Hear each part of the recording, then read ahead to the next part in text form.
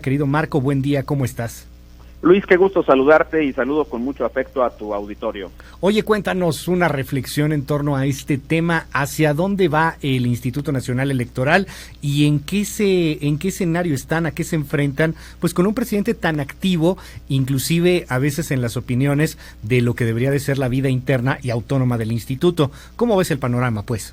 Mira, es un escenario inédito, no recuerdo que los presidentes anteriores, al menos en los últimos 30 años, hayan tenido una posición tan fuerte en contra del Instituto Electoral.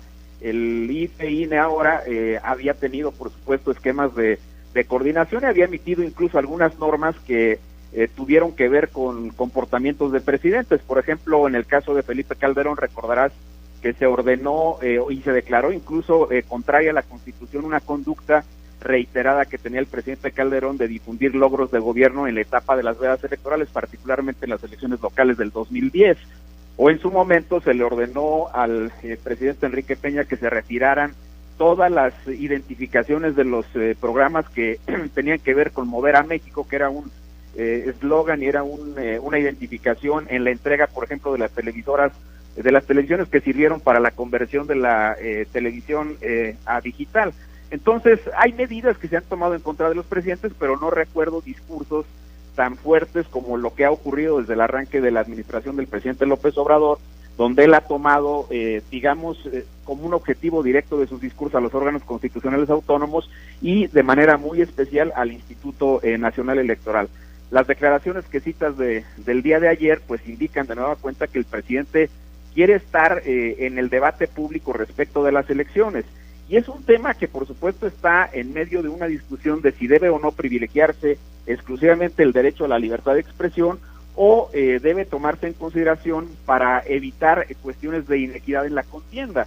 Tú imagínate a un presidente con el arraigo social que tiene Andrés Manuel López Obrador, que esté permanentemente diciendo durante un proceso electoral que se eviten los fraudes, que el INE hace o deshace, y que todo mundo vigile. Evidentemente la vinculación que tiene el presidente con el partido Morena haría que paulatinamente se vayan generando esquemas de inclinación en favor de los candidatos y del partido de Morena. Al presidente, por supuesto, que no le toca ser garante del proceso comicial. Para eso tenemos autoridades específicas que son los institutos electorales de los estados, el Instituto Nacional Electoral, los tribunales electorales.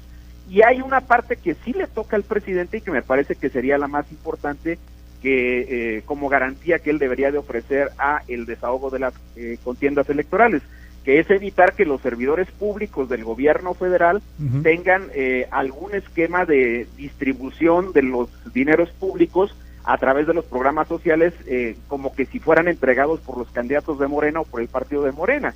Esa parte sí me parece que debe ser muy cuidada por parte del presidente, pero no puede estar permanentemente diciendo que hay que evitar esto, que hay que evitar aquello, que ya se convirtió el fraude electoral en delito grave y que ahora incluso hay iniciativas que están perfilando sanciones que van de los 5 a los 15 años de prisión.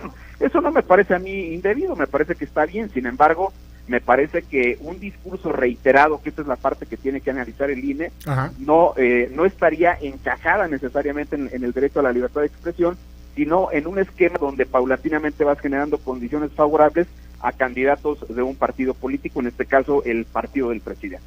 Ahora bien, yo recuerdo que en algún momento, creo que te tocó a ti, Osorio Chong sube un video a su Twitter y hay un logo ahí de Osorio Chong, era secretario de Gobernación.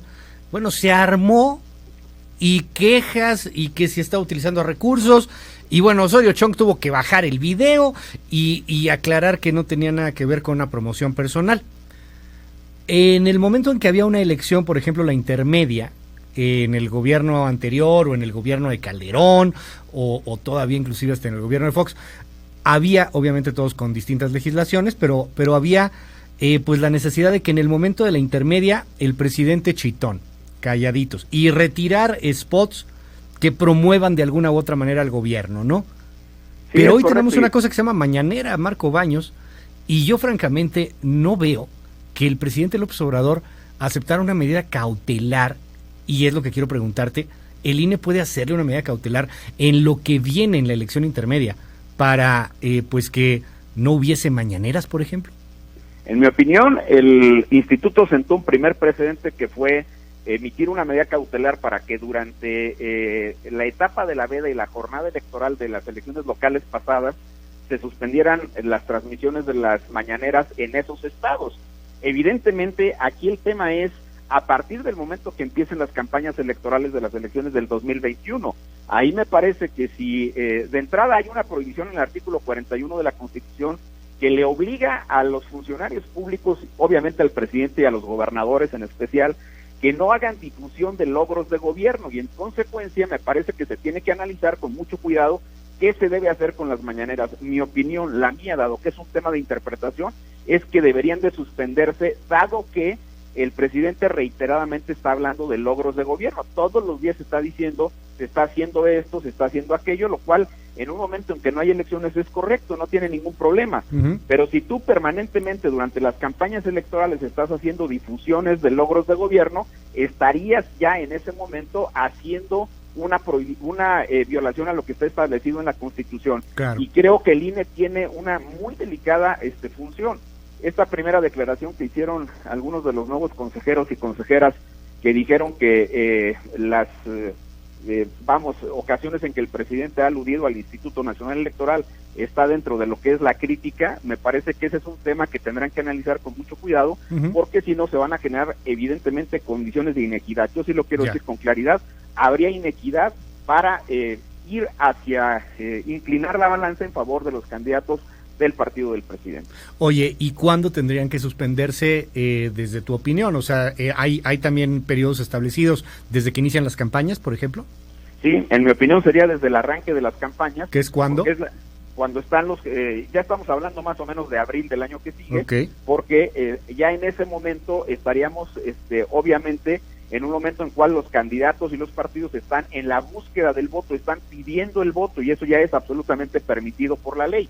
Pero si tú tienes al presidente diciendo, aguas con los fraudes, no volvamos a lo de siempre, el INE hace esto, el INE hace aquello, me parece que eso sería un esquema, insisto, que puede generar condiciones abiertamente de inequidad en favor de los candidatos de un solo partido, y eso es justamente lo que la autoridad electoral tiene que evitar. Entonces, me parece que el INE en esta ocasión va a tener que ser mucho más riguroso, mucho más empático en cuidar este tipo de cuestiones, y eso no quiere decir que en el pasado no se haya hecho. Si tú revisas lo que fueron, por ejemplo, las propias elecciones del 2010, vas a encontrar como hay una medida cautelar que el INE entonces emitió pidiéndole a todos los presidentes municipales, a todos los gobernadores y a los servidores públicos del orden federal que no hicieran difusión de logros de gobierno, porque eso podría generar condiciones de inequidad. Se va a poner bonito el tema. Gracias, Marco Baños. Estamos ahí atentos a tus comentarios y a tus redes. Muy buenos días. Muchas gracias, estimado Luis, y un saludo para todos.